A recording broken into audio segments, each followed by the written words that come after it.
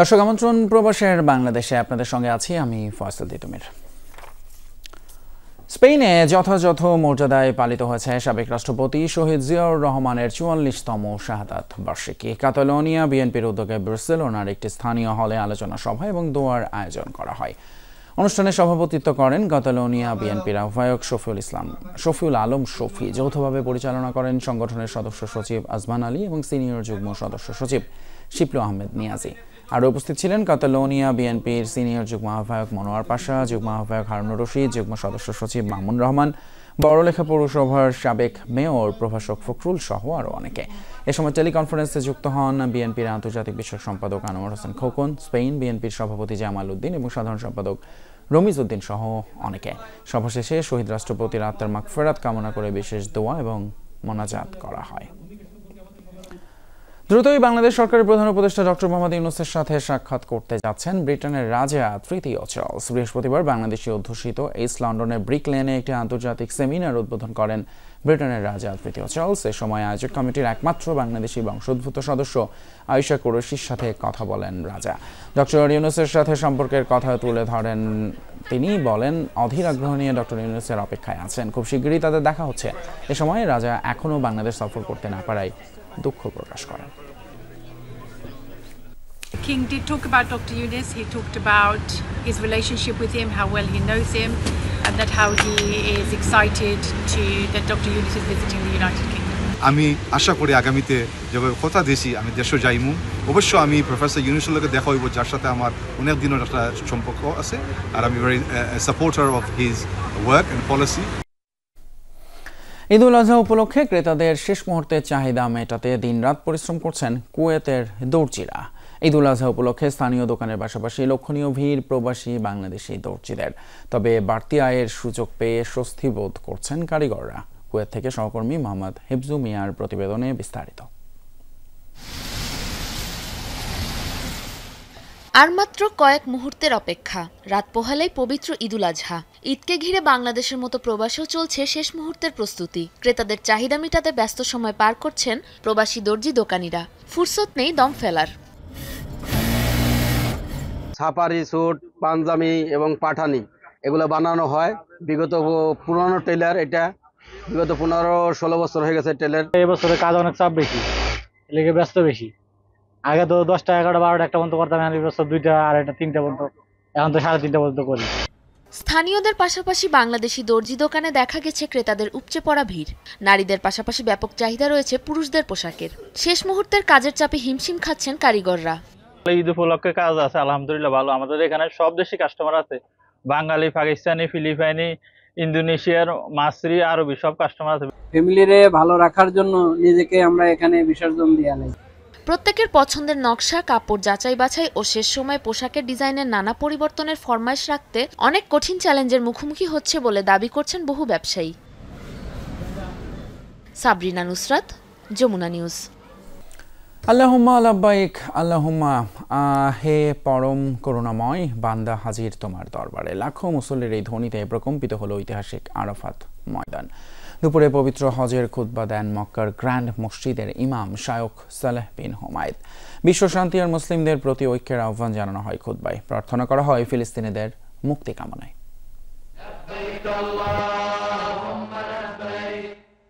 মহান আল্লাহর দরবারে নিজেকে সমর্পণে আরাফাতের ময়দানে হাজির লাখো মুসল্লি। একই পোশাকে বিশ্বের নানা বর্ণের মানুষের মিলন মেলা। সমবেত কণ্ঠে একই উচ্চারণ, আমি হাজির, হে আল্লাহ আমি হাজির।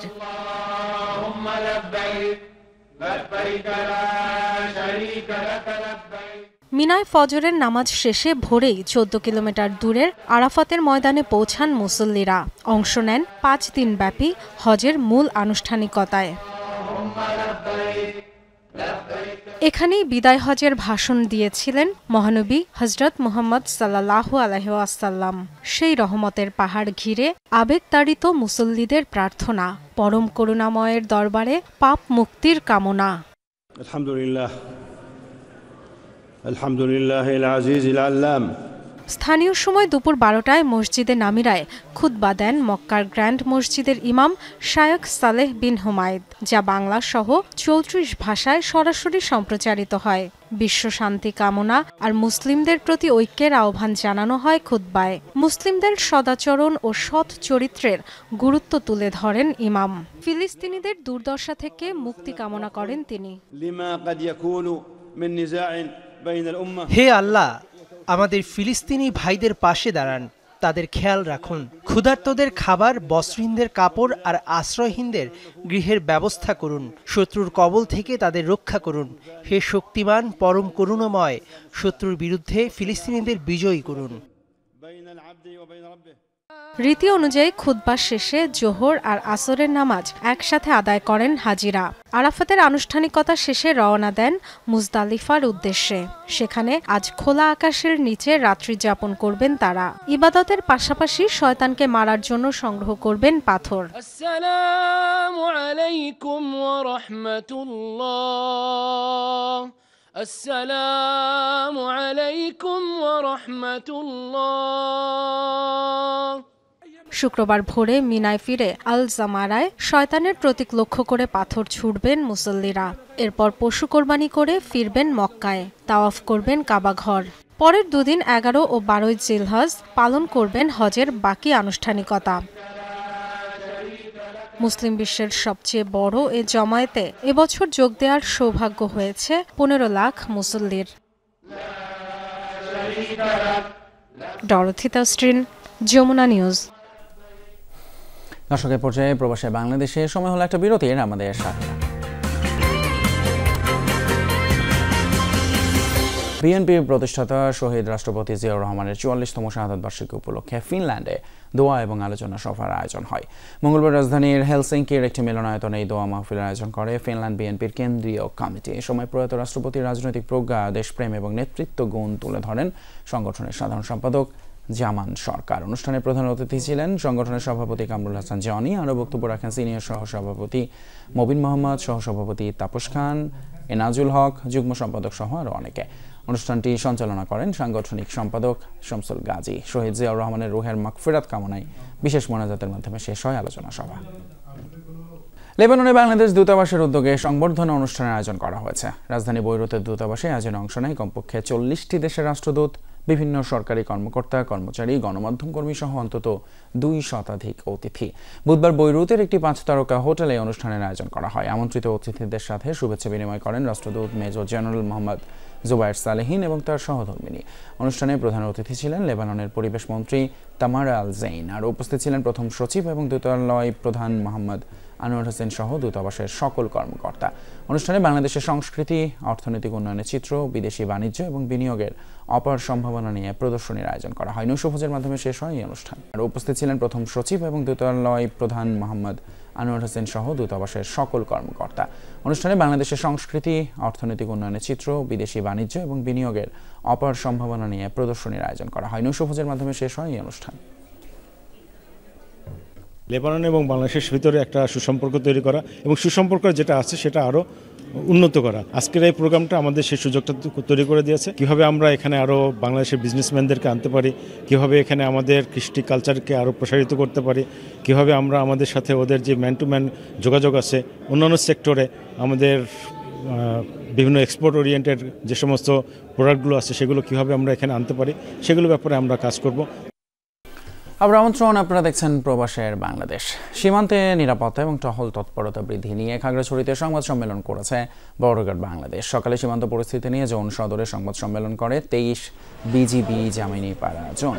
এ সময় জোন অধিনায়ক লেফটেন্যান্ট কর্নেল খালিদ ইবনে হোসেন জানান, বিএসএফের টানা পুশিনের লিখিত এবং মৌখিক প্রতিবাদের পাশাপাশি পতাকা বৈঠক করেছে বিজিবি। এছাড়া দুপুরে 32 বিজিবি ব্যাটালিয়ন সদর দপ্তরেও সংবাদ সম্মেলনের আয়োজন করা হয়। সেখানে জোন অধিনায়ক লেফটেন্যান্ট কর্নেল কামরান কবির বলেন, ঈদের আগে বাংলাদেশ ভারত সীমান্তে নিরাপত্তা জোরদার করা হয়েছে। পাচার এবং পুশিন নিয়ে কঠোর অবস্থানে আছে বর্ডার বাংলাদেশ। প্রতি বছরই মাটি হারাচ্ছে উর্বরতা, কমছে আবাদি জমির পরিমাণ, যার প্রভাব পড়ছে কৃষকের অর্থনীতি আর জনমানুষের খাদ্যে। এছাড়া দিন দিন মাটিতে প্লাস্টিকের পরিমাণও বৃদ্ধি পাচ্ছে। বিশ্লেষকদের মতে এমনিতেই জলবায়ু প্রভাবের কারণে বেশ কিছু প্রাকৃতিক চ্যালেঞ্জের মধ্য দিয়ে যাচ্ছে বাংলাদেশ। তার উপর মাটির এমন অনুর্বরতা আরও সংকট তৈরি করতে পারে। আর তাই এখনই দরকার সমন্বিত পদক্ষেপ আর সচেতনতা। বিশ্ব পরিবেশ দিবসে আহমেদ রেজা জানাচ্ছেন বিস্তারিত। মাটি মানুষের জীবনের অন্যতম ভিত্তি, কিন্তু সেই মাটি আজ হুমকির মুখে। জলবায়ু পরিবর্তনে খরা আর মরুকরণের আঘাত যেমন রয়েছে, তেমনি নীরবে ছড়িয়ে পড়া প্লাস্টিক দূষণও এর অন্যতম কারণ। এক গবেষণা বলছে বাংলাদেশে প্রতি বছর প্রায় ৬৫,০০০ হেক্টর জমি কৃষিকাজের জন্য অযোগ্য হয়ে পড়ছে। খরা, অনিয়ন্ত্রিত কীটনাশক আর মাইক্রোপ্লাস্টিকের অনুপ্রবেশ এর জন্য দায়ী। 2023-এর আইইবি এবং নর্থ সাউথ বিশ্ববিদ্যালয়ের একটা গবেষণায় দেখা গেছে যে আপনি ঢাকা এবং নারায়ণগঞ্জে যে নগর জলাশয়গুলো আছে, এখানকার মাটিতে প্রায় 70% মাটিতে আপনার মাইক্রোপ্লাস্টিকের উপস্থিতি পাওয়া গেছে। এটা যে শুধু জলবায়ু পরিবর্তন না, আমাদের নিজস্ব উন্নয়ন কর্মকাণ্ডের জন্য আমরা যে জমির প্রকৃতিকে চেঞ্জ করছি, জমির ব্যবহারকে চেঞ্জ করছি, সেটার জন্য আমরা ক্রমে ঝুঁকিগ্রস্ত দিকে যাচ্ছি। শুধু নদী বা সমুদ্র নয়, প্লাস্টিক বর্জ্য মাটির গভীরেও যাচ্ছে। বাজারের ফেলে দেয়া পলিথিন, কৃষি জমিতে ব্যবহৃত প্লাস্টিক মালচিং শিট, এমনকি শহরের ডাম্পিং ইয়ার্ড থেকে ছড়িয়ে পড়া প্লাস্টিক সবকিছুই মিশছে মাটিতে। গবেষণা বলছে প্রতি কেজি কৃষি জমির মাটিতে ১০০ থেকে ৫০০টি পর্যন্ত মাইক্রোপ্লাস্টিক কণা পাওয়া যাচ্ছে। সিঙ্গেল ইউজ প্লাস্টিকগুলো মাটিতে ফেলা হচ্ছে, এটা বিভিন্ন লেয়ারে জমা হচ্ছে, যার ফলে মাটিতে যখন এই যে বর্ষাকাল এখন কিন্তু পানি পুনর্ভরণ করার কথা, বিভিন্ন স্তরে যাওয়ার কথা, সেটা কিন্তু যাচ্ছে না। মালচিং পদ্ধতি একটা আছে, যেটা হচ্ছে যদি মাটিকে ঢেকে রাখা হয় শুকনো খড় অথবা অন্য কিছু দিয়ে, তাহলে মাটির আর্দ্রতা সেখানে সংরক্ষিত থাকে। মাটির দূষণ শুধু ফসলেরই ক্ষতি করছে না, মাইক্রোপ্লাস্টিক কণা শাকসবজি ও খাদ্যের মাধ্যমে মানবদেহে ঢুকছে। গবেষকরা বলছেন গর্ভবতী মায়ের রক্ত, এমনকি নবজাতকের শরীরেও পাওয়া গেছে মাইক্রোপ্লাস্টিক কণা। আমাদের মাটির সাথে কিন্তু দূষণের সাথে কিন্তু কৃষক এবং আমাদের সার্বিকভাবে জনস্বাস্থ্য ব্যাপকভাবে এবং প্রকৃতির যেটা আমরা ভারসাম্য, এটা কিন্তু জড়িত। একটা আন্তঃমন্ত্রণালয় বা আন্তঃঅধিদপ্তর একটা কমিটি হওয়া উচিত, যেটা আমরা এখন দেখতে পাচ্ছি না। আমাদের ডিসেন্ট্রালাইজড অ্যাডমিনিস্ট্রেশন, ডিসেন্ট্রালাইজড সার্ভিস এবং ডিসেন্ট্রালাইজড পলিসিতে যাওয়া উচিত। বিশ্লেষকরা বলছেন বিশ্ব পরিবেশ দিবসে চিন্তা, চাষাবাদ ও জীবনযাত্রায় ফিরিয়ে আনতে হবে পরিবেশ বান্ধবতা। আহমেদ রেজা, যমুনা নিউজ, ঢাকা। দর্শক, এই ছিল প্রবাসের বাংলাদেশের আজকের আয়োজন। এতক্ষণ সাথে থাকার জন্য ধন্যবাদ আপনাদের সবাইকে।